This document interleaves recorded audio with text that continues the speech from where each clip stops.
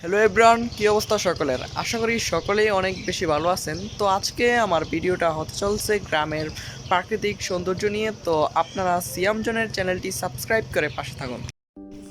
এই যে দেখতে পাচ্ছেন আমাদের গ্রামের প্রাকৃতিক সৌন্দর্য একদম সবুজ কার্পেট বিছানোর মতো মনে হচ্ছে। শহরে হাজার বিল্ডিং থাকলেও এমন প্রাকৃতিক সৌন্দর্য কিন্তু কোথাও পাওয়া যাবে না। আমি চেয়েছিলাম ওই পাশটাতে গিয়ে মেশিনটা চলতেছে সেখানে গিয়ে একটি সুন্দর শ্যুট করব, কিন্তু রাস্তার যেই অবস্থা আর যেতে পারলাম না। গাইস, আজকে আমাদের ভিডিওটা খুবই মজাদার হতে চলছে, কারণ আজকে গ্রামের প্রাকৃতিক সৌন্দর্যের পাশাপাশি গ্রামের যে সকল সবজিগুলো এই সিজনে চাষ করা হয় সেই সকল সবজিগুলো কিন্তু আপনাদেরকে দেখাবো। এখন যেই সবজিটা দেখতে পাচ্ছেন সেটা আপনারা চিনেন কি না কমেন্টে জানান। এটা হচ্ছে লাউ গাছ। এই লাউ পাতা মানুষ সবজি হিসাবেও রান্না করে খায়। গ্রামের এই সকল সবজিগুলো একদম কেমিক্যাল মুক্ত, ফ্রেশ। আমরা যখন বাজারে সবজিগুলো দেখতে পাই তখন আসলে বুঝি না যে এই সকল সবজির পিছনে গ্রামের মানুষের কত কষ্ট লুকিয়ে আছে।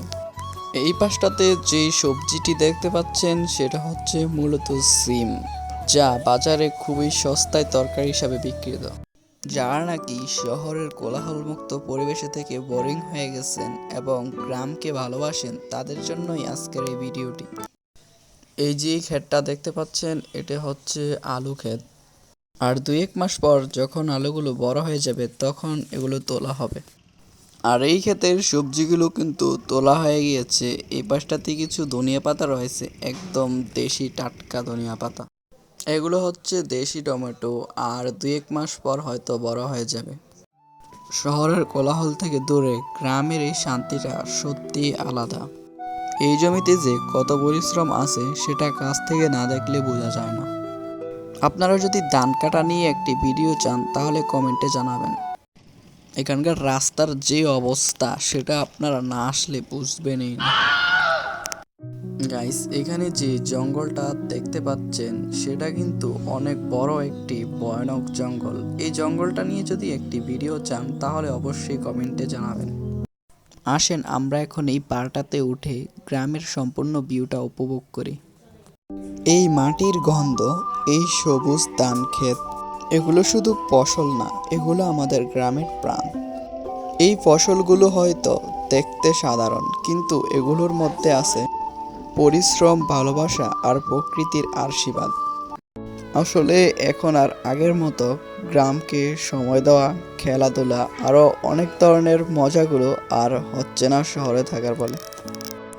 আপনারা যারা শহর থেকে বোরিং হয়ে গেছেন তারা অবশ্যই একবার এসে গ্রামকে সময় দিয়ে যাবেন।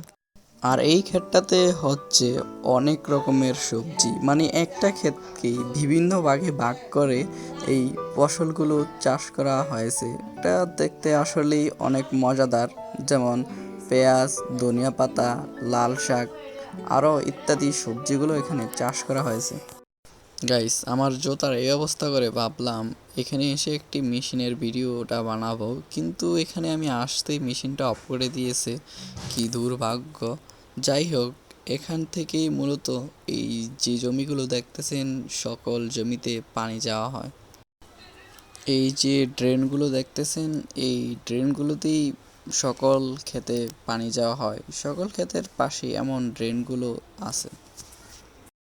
যাই হোক, আজকে আমি সম্পূর্ণ গ্রামটি দেখে আমি আমার বাড়িতে চলে যাচ্ছি।